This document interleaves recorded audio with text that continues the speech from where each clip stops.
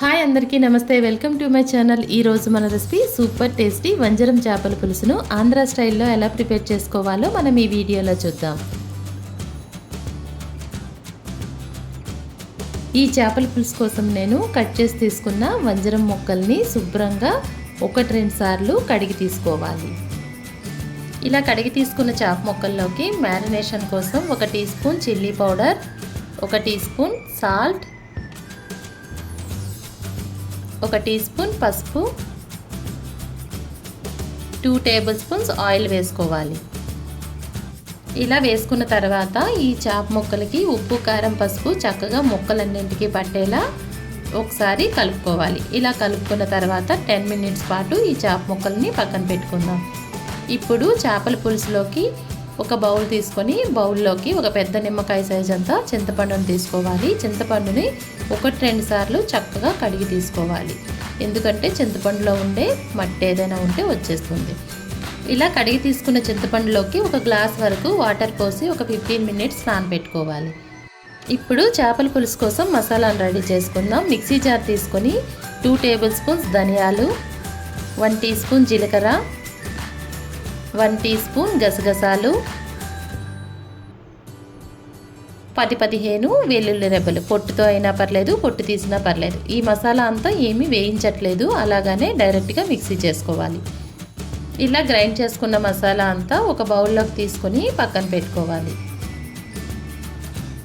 ఈ మసాలా వేయడం వల్ల చేపల పులుసుకు అనమాట చాలా టేస్ట్ వస్తుంది. ఇది మాత్రం స్కిప్ చేయకుండా రెడీ చేసి పక్కన పెట్టుకోండి. నెక్స్ట్ అదే మిక్సీ జార్లోకి 2 మీడియం సైజ్ టమాటాలను ముక్కలుగా కట్ చేసి వేసుకోవాలి. ఇలా వేసుకొని మెత్తని పేస్ట్లా ప్యూరీలా గ్రైండ్ చేసుకోవాలి. ఇలా గ్రైండ్ చేసుకున్న ప్యూరీ మొత్తాన్ని మనం ఒక బౌల్లోకి తీసి పక్కన పెట్టుకోవాలి.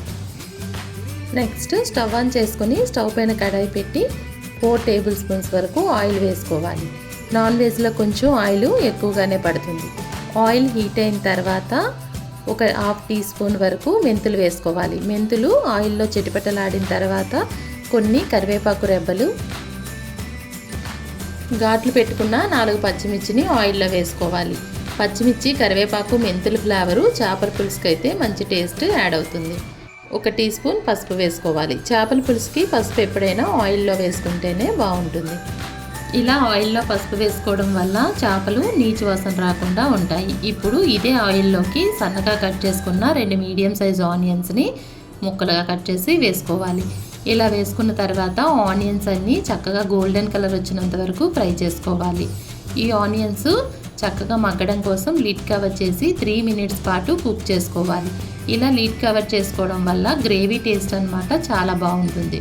ఆనియన్స్ అనమాట చక్కగా కుక్ అవుతాయి కాబట్టి. ఇలా ఒకసారి కలుపుతూ ఆనియన్స్ని ఫ్రై చేసుకోవాలి. ఇలా ఫ్రై చేసుకున్న తర్వాత 2 టేబుల్ స్పూన్స్ అల్లం వెల్లుల్లి పేస్ట్ని ఈ ఆయిల్లో వేసుకోవాలి. అల్లం వెల్లుల్లి పేస్ట్ ఆయిల్లో పచ్చివాసన పోయేంత వరకు వేయించుకోవాలి. ఈ అల్లం వెల్లుల్లి పేస్ట్ ఆయిల్లో ఎంత బాగా ఫ్రై చేసుకుంటే గ్రేవీ టేస్ట్ అనమాట అంత బాగుంటుంది.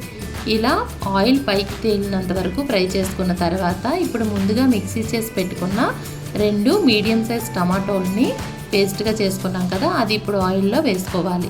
ఇలా వేసి ఒకసారి కలుపుకున్న తర్వాత మనం ముందుగా రెడీ చేసుకున్న మసాలాను కూడా మనం ఇప్పుడే వేసుకోవాలి.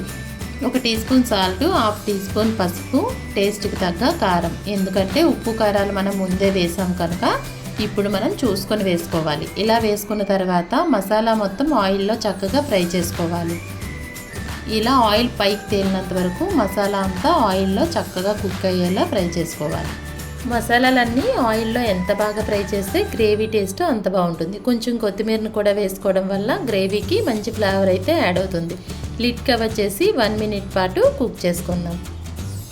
1 మినిట్ తర్వాత చూడండి, ఆయిల్ పైకి తేలి మసాలా అంతా ఆయిల్లో చక్కగా ఫ్రై అయిపోయింది. ఇలా ఫ్రై అయిన తర్వాత ముందుగా రెడీ చేసి పెట్టుకున్న చేప ముక్కలన్నింటినీ ఇప్పుడు మనం ఈ మసాలాలో వేసుకోవాలి. ఇలా వేసుకున్న తర్వాత ముందే నానబెట్టి పెట్టుకున్న చింతపండు గుజ్జును ఇప్పుడు ఈ చేప ముక్కల్లో వేసుకోవాలి.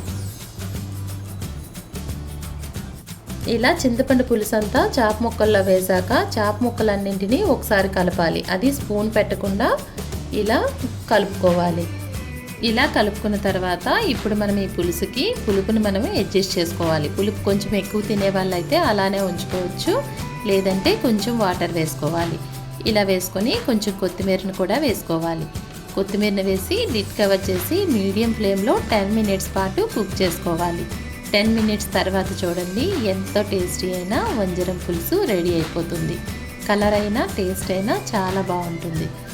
ఈ పులుసు అన్నమాట వేడివేడి అన్నంతో సర్వ్ చేసుకుంటే చాలా టేస్టీగా ఉంటుంది. చివరిగా మనం కొంచెం కొత్తిమీరని చల్లి స్టవ్ ఆఫ్ చేసుకుంటే సరిపోతుంది. ఈ చేపల పులుసుని వేడివేడి అన్నంలోకి సర్వ్ చేసుకున్న టేస్ట్ అనమాట చాలా బాగుంటుంది. లేదంటే ఈ చేపల పులుసుని అలా ఫ్రిడ్జ్లో పెట్టుకొని నెక్స్ట్ డే తిన్నా కూడా టేస్ట్ అనమాట చాలా బాగుంటుంది. ఇంతేనండి రెసిపీ. ఈ రెసిపీ మీకు కూడా నచ్చితే మీరు కూడా ట్రై చేయండి. మరిన్ని ఈజీ అండ్ హెల్దీ రెసిపీస్ కోసం please do subscribe my channel, share and like for more videos. Thank you for watching.